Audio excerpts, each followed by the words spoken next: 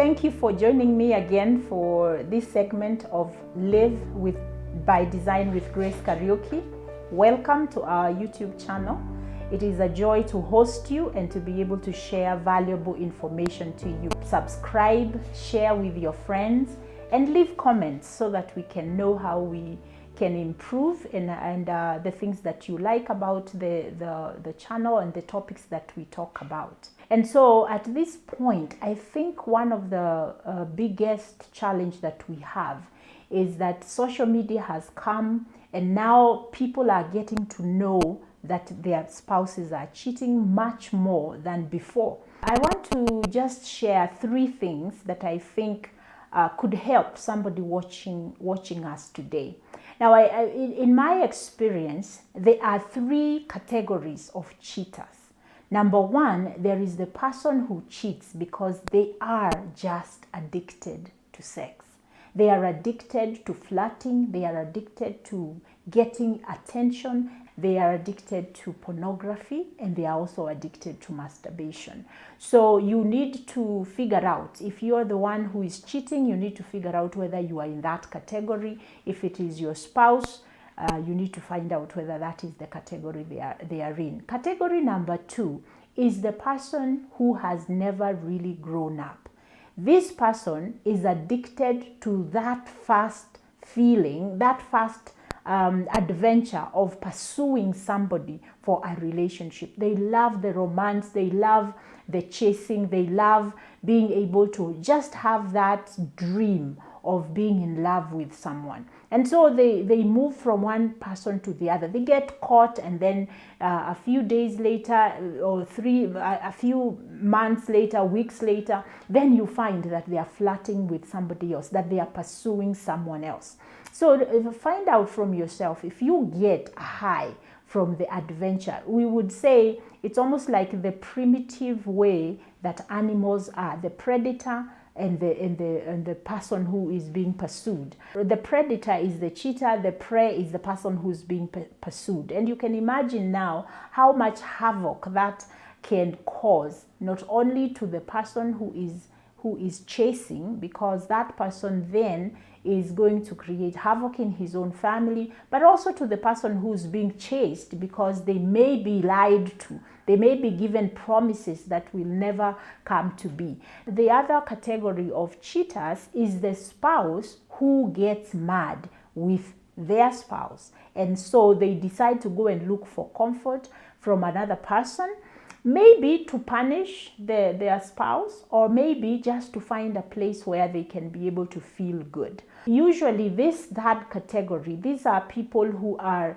they are people who are committed to their marriages, they are committed to their families, but they have poor social skills in terms of conflict management. So they get mad with their wives, or they get mad with their husbands, and either they are going to find another person so that they can punish, or they are going to find another person so that they can find solace. Now we do know that there are couples who have trouble connecting. And so what happens, they do silent treatment. And when you do silent treatment, and I have talked about this before, you are creating fertile ground for both of you to seek help, that emotional connection from other things. It may not necessarily be another person. It can also be in things, in work, in business, in activities, because you feel that there is an emptiness and you can't get it at home, so you go look for it somewhere else. And those are the couples who end up leading different lives. They are together, but they are leading very, very different lives. As you think about your relationship, if you're dealing with cheating, whether it is you who's cheating or whether it is your spouse, try to figure out which category they fit in. And I think that answers the question why. So we are talking about addictions. There are people who are addicted to sex. There are people who are addicted to the chase. And then you have the people who are trying to meet a need that is not being met within their committed relationship. What we want to do is to, number 1, acknowledge that Acknowledge why this is happening so that you can be able to find a way to mitigate or a way to solve this issue. On the spectrum of addictions to sex, there are people who are, when you watch pornography, for instance, there are images you see in those pornographic movies that you watch that is not real life. It is not real life. And so you may be wanting for your spouse to do those things that you see on the internet, but then you know very well that your spouse is not going to be willing to do that. And so you might find yourself going out to look for someone who's willing to do that. We want to be very careful with the way, what we are exposing ourselves to. These days, I am hearing a lot about people sharing nude pictures over the social media, whether it is WhatsApp, whether it is email, whatever it is that they are doing. And it saddens me that we have gotten to that level of impropriety. Sex is good, those desires are God-given, but then the Lord has also told us to exercise self-control. I will wish you a very pure thought life.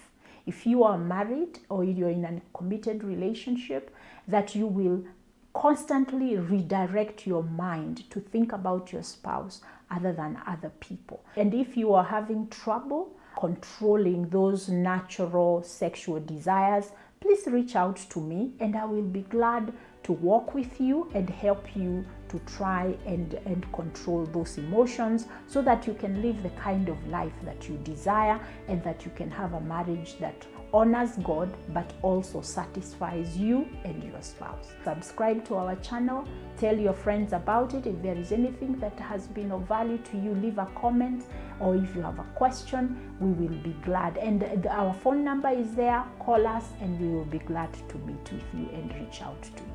God bless, and until next time, may you have a thriving life and a thriving relationship.